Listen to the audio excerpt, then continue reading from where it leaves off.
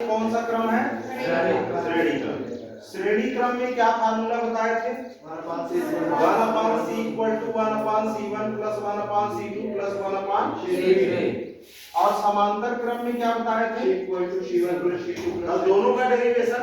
इसमें हमने एक कंडीशन बताया था, कौन कांस्टेंट रहता? याद करो, ये एमसीक्यू में आता है। क्या रहता है? Very good. और इसमें क्या बताया? विभव।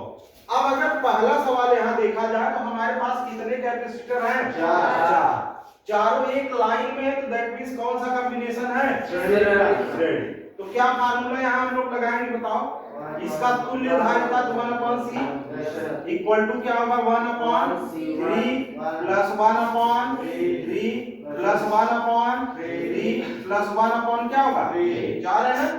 तो इनका एलसीएम लेंगे तो कितना आएगा? ये 3 और ऊपर क्या होगा? 1 प्लस 1 प्लस 1 प्लस 1 यानी कितना आ गया? ये 4/3। लेकिन ध्यान दीजिए, यहाँ ध्यान दो, 1/c इक्वल टू है 1/c इक्वल टू क्या है? 4/3। हमको c की वैल्यू चाहिए। कौन सी धारिता? तुल्य धारिता है। तो तुल्य धारिता अगर चाहिए तो देखो 1/c है, तो c को अगर ऊपर ले जाओगे तो ये उल्टा हो जाएगा, 3/4 माइक्रो फैराड। पहले का आंसर क्या हो जाएगा? 3/4 माइक्रो फैराड होगा। ठीक ना? दूसरा अगर यहाँ ध्यान से देखा जाए तो दोनों किसमें है? तो ये तो बहुत आसान है।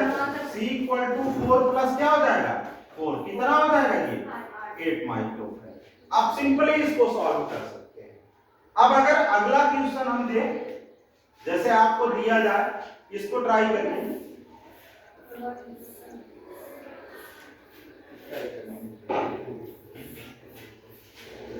इसको भी आप ट्राई करिए कि इसको हम लोग कैसे सॉल्व करें।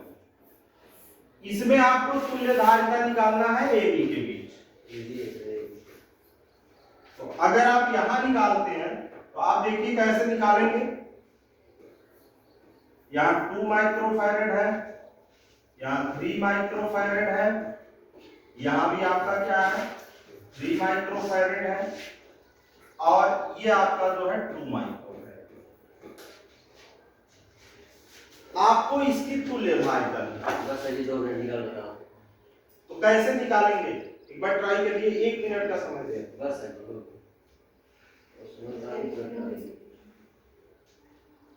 अब देखा जाए इस सवाल में क्या है?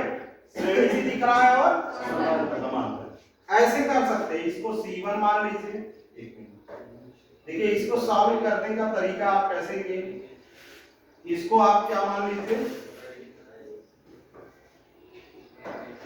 इसको आप C1 मान लीजिए, इसको C2, इसको C3 और इसको क्या मान लीजिए? पहले स्टेप में देखिए, इसको कई खंड में आप सॉल्व करिए तो ज्यादा आसान है। पहले स्टेप में आप क्या करिए? ये दोनों किसमें हैं? C2 और C3 कैसे है बताओ?